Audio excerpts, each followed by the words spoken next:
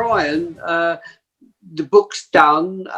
You've worked with everyone, or they've worked with you. Thank you. I hate this question, but Brian Chatton, what's next for you?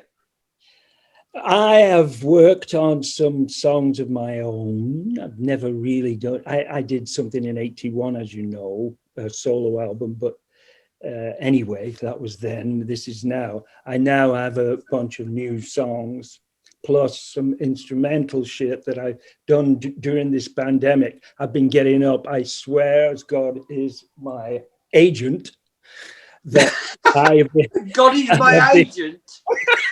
I have been getting up at Chinese dentist, right, every bleeding morning, and I've been going to bed at 11, and I've just been like a magnet to the keyboard. I put my hands on the keys, switch to record, and I swear somebody takes over. I'd like to think it was Emerson. The thing is, by the time I finish playing, and I'll do 13 minutes without stopping, and just take a 5-second, 6-second sample, I can't play that again for a month of Sundays. The stuff that I've been playing is ridiculous. Do you believe in channeling? Because I can't think of any other thing that's been going on. I'm nowhere near as good as these tracks. I swear, I can't play them again. That's what it's like.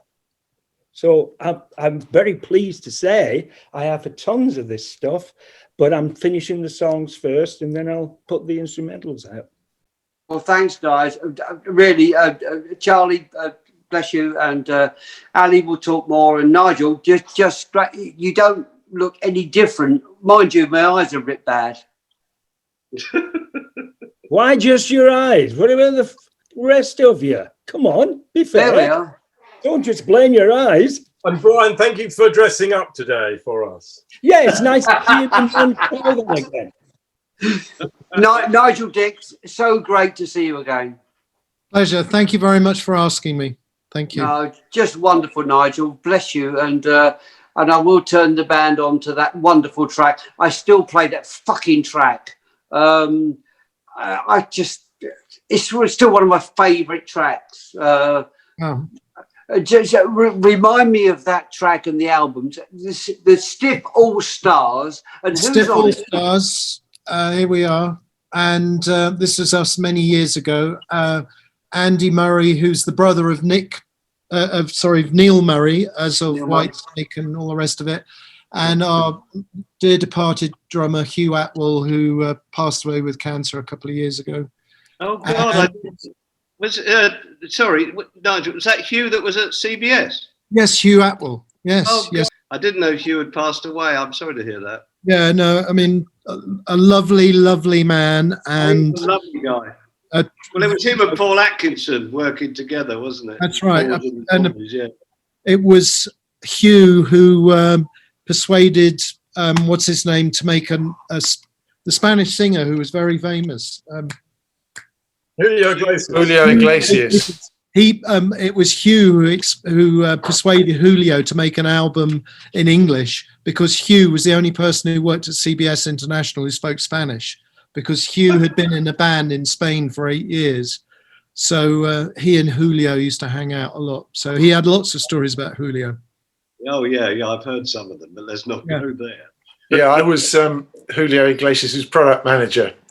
Right. And we had a #1 with Begin the Begin. Oh, yeah. And he played his first promotional visit to the UK. He was supposed to be here for 10 days. He disappeared after 5 days, checked out of the hotel. We wondered where he'd gone. And apparently he went back to Miami to top up his tan before coming back to London. And we had to shoot a video for the follow-up single to Begin the Begin. And I hired Mike Mansfield because he did Prince Charming for us, for Adam Ant. And I thought Mike would know how to handle someone like Julio, who apparently had never made a promo video before in his life. And we got to about 24 hours before the video shoot, and I got a call from Mike, and he said, "John, I'm sorry, I've just added 400 quid to the bill." And I said, "What's that for?" He said, "I've hired Mary Stavin, who was at that point the current Miss World, because he said, I figure if Julio's got something to look at, we might at least keep him in the studio for 4 hours." The only problem was Mike kept saying, Julio, to camera. And Julio just wouldn't take his eyes off Mary Stavin. And the next morning, all the tabloids, front pages of all the tabloids, Julio Iglesias, Mary Stavin, going out on the town together. And we sold 3.5-4 million albums in about the space of 6 weeks. Wow. I got into an elevator in Black Rock, the CBS building or the Columbia building in New York one day. And I'd gone for a meeting and I'm standing in the elevator. It stops at the next floor, the doors open and Julio walks in with 3 other record company guys and they're obviously going out to lunch. And that's on whatever it is, the 27th floor, and it goes down to the 20th floor and 3 gorgeous secretaries walk in. Well, I presume they were secretaries and 3 gorgeous young women walk in and Julio goes into action.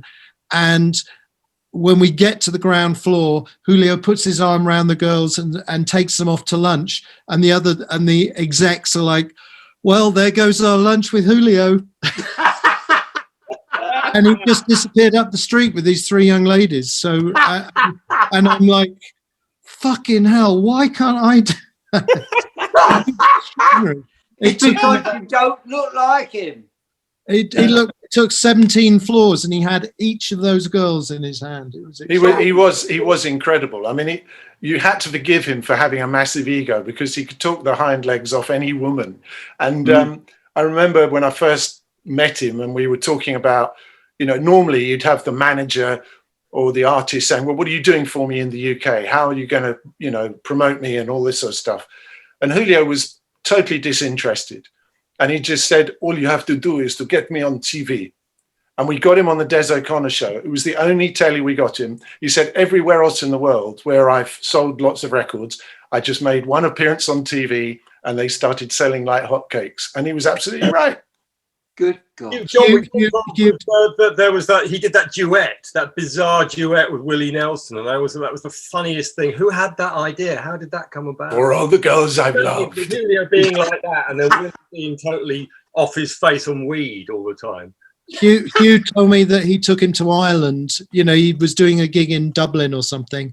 And Hugh was sent to, mind the talent. And after the gig, the Irish label took him out for dinner. And at about midnight, the Irish head of the Irish label came to Hugh and said, we have to finish now. And Hugh's like, why? Well, he's having a great time. He said, have you seen all the champagne he's ordered? He said, I have spent my entire promotion budget for the year on this dinner and it's still going on. Well, he would always do. It was the promoter paid night 1, the record company paid night 2, and he would pay night 3. But so there were only 2 gigs. Thought that was a great idea when it was put to them, but the problem was they didn't know what that cost was. And night 1, I think, came in at 12 grand, and the promoter then went, "What? Hey, where are we going, Mr. Chow's? Oh shit." yeah, famous. Brilliant. I love it. Wow. Gone are those days. Well, maybe they're not. Steve, yeah. What are 8 teeth and 200 feet long? The front row of the Dolly Parton concert. Willie Nelson, come on. Oh, nearly. Front row of Willie Nelson. Country and Western. Listen, love you all, Brian. About time because thank you so much, guys. Thank you so much. Fantastic. Yeah, guys. You're all cool. You're all cool as hell. All right. Take care, everyone. Bye, everybody. See ya. Bye.